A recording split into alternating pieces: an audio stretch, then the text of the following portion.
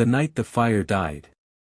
The wind howled across the Wyoming plains that night, sharp as a knife and cold as a grave.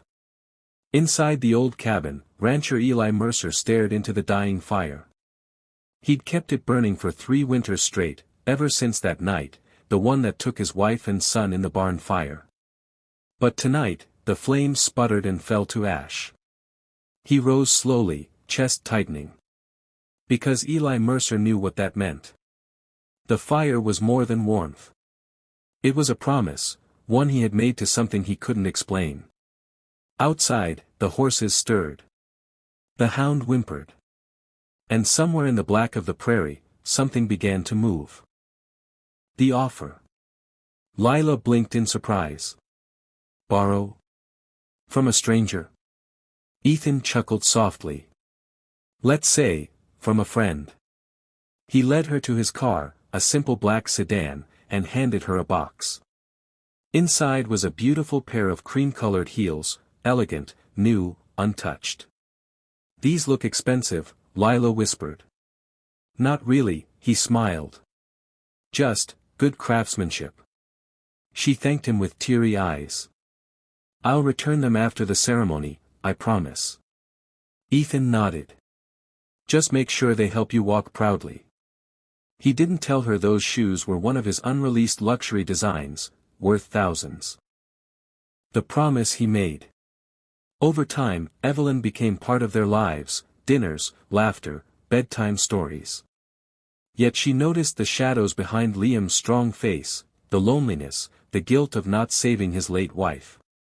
One evening, as the city lights shimmered below his penthouse, Liam whispered, "You made me believe in peace again, Evelyn." She touched his hand. "You protected your son all alone, Liam." "Who protected you?"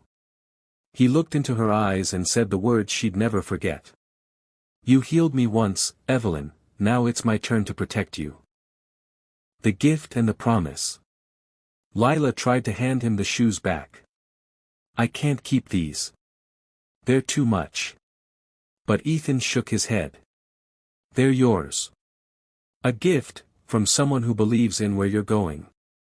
Tears welled up in her eyes. "Why me?" "Because I was once like you," he said softly. "Broke. Scared. Trying to make my mother proud." Months later, Ethan offered her an internship at his company. Lila walked in, confident, still wearing those same shoes. And every time she looked at them, she remembered, sometimes, kindness walks in quietly, wearing a hoodie and a smile. The revelation. One rainy night, Emily collapsed during her shift. Alexander carried her himself into the ER. When the doctor mentioned her previous kidney surgery, his world stopped.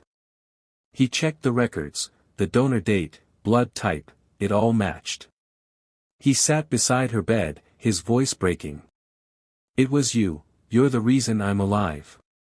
Emily looked at him, stunned, tears slipping down her cheeks. 2 lives, once strangers, now forever connected. The silence after.